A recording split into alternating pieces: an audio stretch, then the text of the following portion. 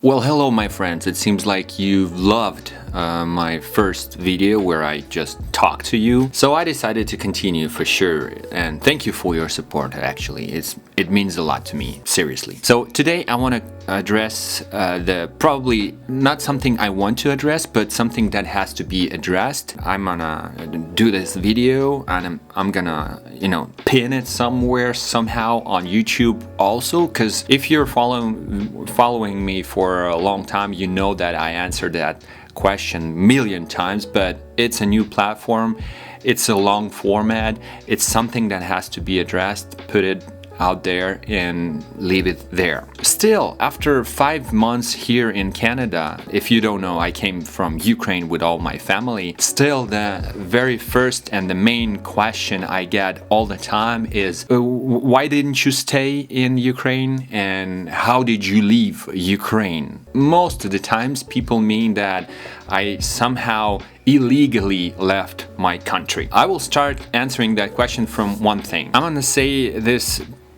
probably controversial thing, but I'll still say it. Even if someone left Ukraine at this point, at any point during that war, left Ukraine illegally, I have no condemnation for that people, especially if they have kids. But even if they don't have kids, my opinion on that is that Ukraine should have from the very beginning provided the way for anyone who wants to leave with certain amount of money paid for military support. For me it's obvious, but somewhat we don't have it. But what do we have is the legal ways to leave a country. So there, as far as I know, when I was leaving Ukraine, there was 4 ways. You either have adopted kids. At some point of your life you adopted kids. That means you can leave a country, meaning to support your kids and in your family. Second, if you are the only person or you are the person who financially provides a disabled person, it's either your parents or your official care for kids or someone with disability. So that's the second reason you can leave a country with that disabled person to take care of him or her. Third is that you have more than 3 kids. In Ukraine, it means we call it multiple kids family, meaning that it's way more than usual for Ukraine. 3 kids is pretty a lot for Ukrainian family, unfortunately. And the fourth reason, I actually don't remember, something else. Like right now I know that even students who have their school invited them to learn at their university outside of Ukraine, they can leave if they have officially that university. Oh yeah, the fourth one was that your health.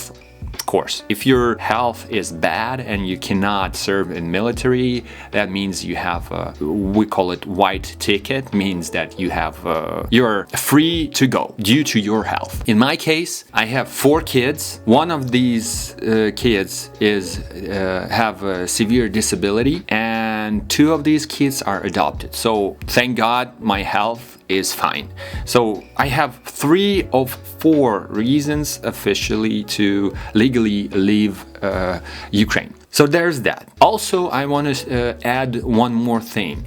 Usually when people say that I paid it to leave, or I was illegally left Ukraine or something like that, or even don't care how I left, but they concern more about the fact that I did leave. Usually they mean that I should have stayed and took the AK-47 and went to a front line. These people I want to educate. Probably I want to educate that kind of people. Modern war doesn't always mean that you have to take your weapon and go to the front line. Usually doesn't mean that. I would say in Ukrainian war, among all my friends who are involved with the military, usually that doesn't mean you have to go and fight. They would not allow you to go fight with armor to the hot spots if you don't have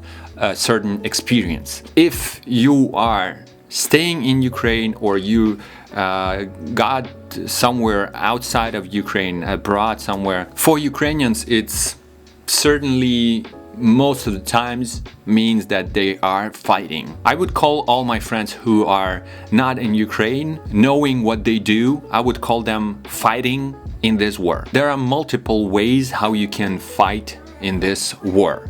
First, there's my son helping us. First is a digital war. It is real. It is really important. You can take part of it as volunteer. There's some sort of Russian medias that we constantly target to block them, to block fake news. That's what we do as a digital military. We call it digital military. Second, I would call you a person who fighting in this war for Ukraine if you donate. Most of the people I know donate their own money for 7 months already, constantly. They just receive a paycheck, they pay some amount of money. If there's some national, fundraising, or some huge fund is making a huge fundraising, most of my friends would donate. I would call them fighting in this war. If you're not in Ukraine, and even if you're in Ukraine, it doesn't always mean that you fighting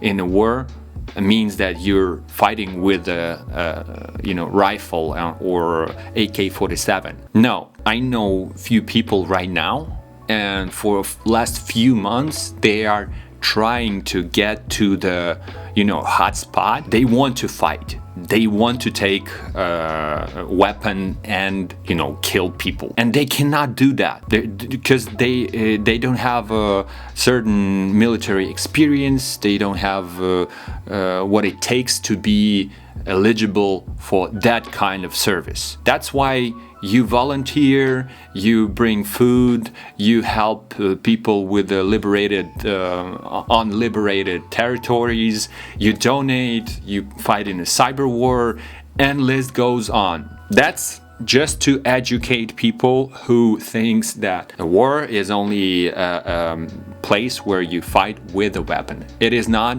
It's 21st century. It is crazy that we have to talk about it, but it is what it is. So to conclude this, don't worry about me. Don't worry about the fact that I'm not in Ukraine. I don't worry about it.